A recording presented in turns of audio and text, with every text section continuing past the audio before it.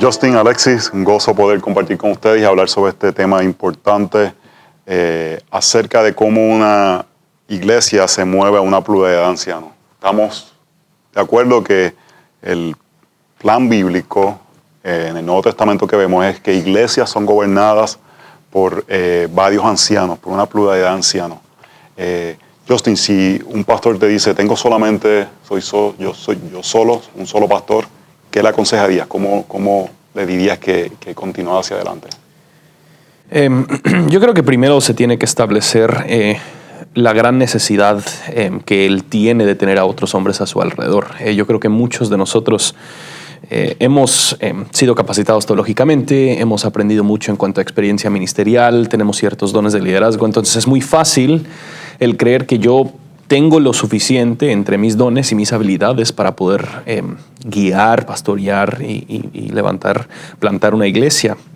Entonces eso es donde yo creo que primero se tiene que explicar por qué eso es tan importante. Si él ya está convencido de eso, yo creo que una de las tareas principales del pastor es el estar capacitando a hombres en la palabra de Dios, el estar discipulándolos en cuanto a su piedad, el estar entrenándolos en cuanto a su teología. Esto es lo que Pablo le da a Timoteo. Él dice que él capacite, que él le entrega a hombres fieles, quienes también pueden enseñar a otros hombres fieles. Entonces, yo creo que si él quiere desarrollar a otros ancianos y él sabe que eso es necesario, eso tiene que iniciar con él armando un plan de cómo es que él va a entrenar y capacitar a otros hombres para estar trabajando al lado suyo. Y si un pastor ya está convencido, él quiere ir hacia la pluralidad de ancianos, pero todavía no tiene esos hombres capacitados, ¿qué pasos debería tomar? ¿Qué aspectos debería considerar? ¿Y cómo debe comunicar esto a la congregación? Sí, yo creo que otra cosa importante, aparte de, por supuesto, como estaba diciendo Justin, el prepararse, el preparar a otros pastores, el estar comunicando la visión y el basamento bíblico de por qué debemos hacerlo, es la manera en que Dios ha diseñado que la iglesia debe de funcionar. Es muy importante enseñarle eso mismo a la iglesia y que la iglesia pueda entender y comprender por qué nos estamos moviendo a un liderazgo que va a estar ahora liderado, valga la redundancia, por ancianos, por ende, en la iglesia, y no por un solo pastor. O sea, yo creo que es un paso muy importante. Nosotros estuvimos como año y 3 meses enseñando a la iglesia por qué deberíamos de ser no solo un pastor en la iglesia, sino deberíamos de pasar a ser liderados por un conjunto de pastores diversos en la iglesia, para que, o sea, que el transmitir la visión a la iglesia es que ellos estén convencidos que bíblicamente eso es lo que debemos de hacer. Para mí es un paso primordial para evitar problemas, para evitar confusiones, para evitar, porque muchas iglesias pues no tienen esta costumbre, o sea, solamente tienen un solo pastor y lo han hecho así por generaciones. Entonces necesitan ser enseñados en qué esto es lo que se debe hacer. En el mundo hispano yo creo que eso es muy importante, que la gente tenga un entendimiento bíblico de esto, porque tenemos la tendencia de levantar a un solo pastor, y cuando hay pluralidad de ancianos, cada pastor tiene la misma autoridad en la congregación y cada uno representa el cuerpo pastoral y así mismo lo debe ver la congregación. Justin, hay una tensión en cierta forma entre pluralidad de ancianos y calificación de ancianos. ¿Cómo caminamos, cómo navegamos esto? Porque como dice la palabra, no queremos poner la mano ligeramente sobre un anciano. Yo creo que es difícil porque sí hay peligro en poner a hombres no calificados y hay peligro en no tener pluralidad. Entonces la pluralidad, creo yo, es un regalo de Dios a la iglesia, que protege a la iglesia y protege al pastor, a los pastores de la misma. Entonces yo creo que esa tensión es muy real y es muy verdadera. Sin embargo, si uno ya está en una situación pastoreando como el único solo y ya se ha evaluado, asegurado que este hombre sí es calificado, yo jamás creo que vale la pena el bajar el estándar porque sientes urgencia de tener a otros hombres a tu alrededor. Yo creo que siempre hay otras opciones que puedes aprovechar. Entonces nosotros hemos recomendado a gente y hasta nos hemos ofrecido de ser ancianos prestados, ¿verdad? Que alguien esté por lo menos presente por Skype o por video o por un café, saliendo con esta persona, quien pueda ayudarle a rendir cuentas y apoyarlo. Entonces, yo creo que siempre hay otras maneras y otras formas que se puede disfrutar de la pluralidad, proteger la iglesia con la pluralidad sin poner a hombres que todavía no han demostrado su misma calificación. Pues está diciendo, ese pastor solo protege que fue calificado por otros pastores, y no debemos simplemente poner a otras personas para cumplir un requisito, porque eso le puede hacer más daño a la misma iglesia. A largo plazo, a la misma iglesia. Alexis, ¿qué tal?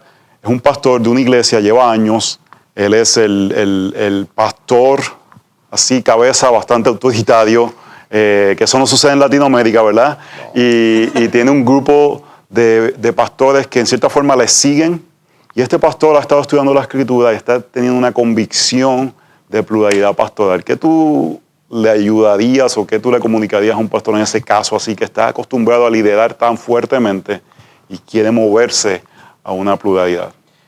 Bueno, en ese caso yo creo que lo más importante está ocurriendo, y es que ese mismo pastor se está dando cuenta de que necesita eso, y eso va a ahorrar muchos problemas. No es lo mismo que otro de la congregación se dé cuenta e intente cambiar eso. O sea, si él se está dando cuenta de eso, yo creo que lo más sabio es igual pues ir al liderazgo de la iglesia y empezar a comunicarle también, bueno, esto es lo que estoy viendo, lo que las Escrituras me están enseñando, yo creo que debemos irnos moviendo de esta manera, y inmediatamente quizás haya algunos otros ya en la iglesia que estén calificados para hacerlo, lo que como él ha mantenido este modelo de pastor, que solamente un solo pastor que lleva todo, no les ha dado el puesto que necesita.